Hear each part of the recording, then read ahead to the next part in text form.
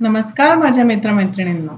Solving questions with Gauri ma'am या माझ्या YouTube चॅनलवर तुमचं सगळ्यांचं स्वागत आहे. आपण चॅनलवरती डॉक्टर होमी बाबा बाल वैज्ञानिक स्पर्धा या परीक्षेसाठी तयारी करतो आहोत.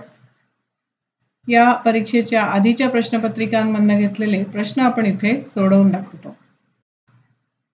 या क्वेश्चन सॉल्व्हिंगच्या प्रॅक्टिसमध्ये तुम्ही माझ्याकडनं चॅप्टर वाईज क्वेश्चन बँक घेऊ शकता, ज्यामध्ये 300 पेक्षा जास्त क्वेश्चन्स तुम्हाला मिळणार आहेत अलॉंग विथ आन्सर की.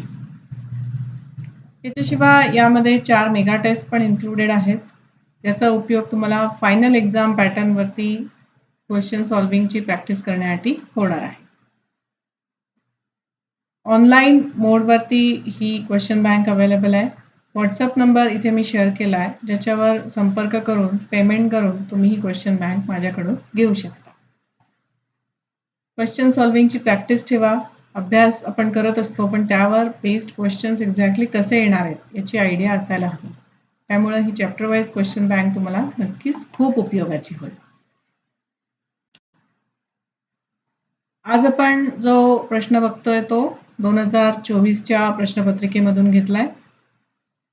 प्रश्न काय आहे बघा. गिटारची तार छेडल्यावर ध्वनी निर्माण होतो. ध्वनी निर्माण होण्याचे कारण कोणते? तारेची जाडी, तारेची कंपने, तारेचा धातू की तारेची लांबी? आपल्या 6वीच्या पुस्तकातून ही इमेज मी घेतलेली आहे. याच्यामध्ये आपल्याला दिसतंय की तबला आहे आणि तबल्यावरती मोहरीचे काही दाणे टाकलेले आहेत आणि तबल्याला टणकन एकदा वाजवलेले आहे. तर हे दाणे थोडा वेळ त्याच्यावरती उडतात आणि थोड्या वेळाने ते स्थिर होतात. आपोआप कसे उडतील ते दाणे? कारण तिथे कंपन होतात म्हणून ते दाणे उडतात, हो की नाही?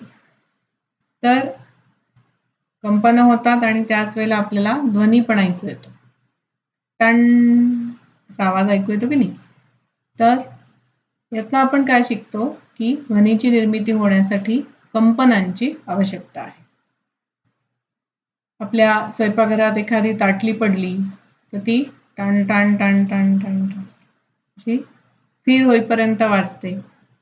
किंवा आपल्या मंदिरातली घंटा आपण जेव्हा वाजवतो तेव्हा तिथे कंपन निर्माण होतात आणि ती कंपन थांबली की घंटा वाजायची थांबते.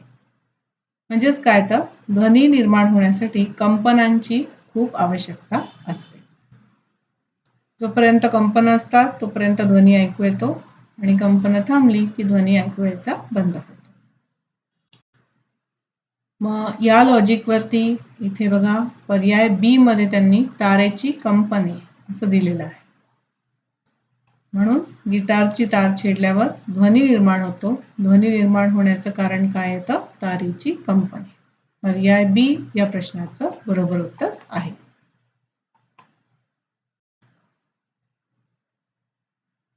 या सारखाच आणखीन एक प्रश्न 2024च्या प्रश्नपत्रिकेमध्ये आलाय. तिथे कंपन गतीचा रेफरन्स घेतलेला आहे.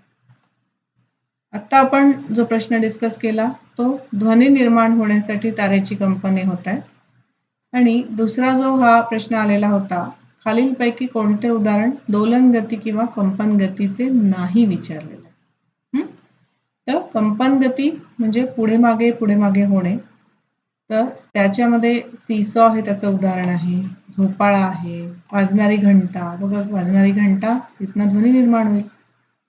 घड्याळाचं सेकंद काटा हे मात्र कंपन गतीचं उदाहरण नाही होणार, कारण ते काय गोल गोल फिरणार की नाही सेकंद काटा, म्हणजे ते वर्तुळाकार गतीचं उदाहरण होणार. असा एक रिलेटेड प्रश्न याच प्रश्नपत्रिकेमध्ये आलेला होता, म्हणून तो मी इथे शेअर केला. या प्रश्नाचं व्यवस्थित एक्सप्लेनेशन देणारा व्हिडिओ ऑलरेडी पब्लिश झालेला आहे. तुम्ही प्लेलिस्टच्या थ्रू तो बघू शकता. चला तर मग आजचा व्हिडिओ इकडे थांबवते आहे.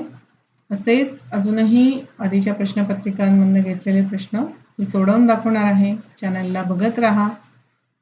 लाईक, शेअर, सबस्क्राईब करा आणि बेल आयकॉन दाबा, म्हणजे जसं व्हिडिओ पब्लिश होईल तसं लगेच तुम्हाला कळेल आणि अभ्यासात करायला त्रास नाही.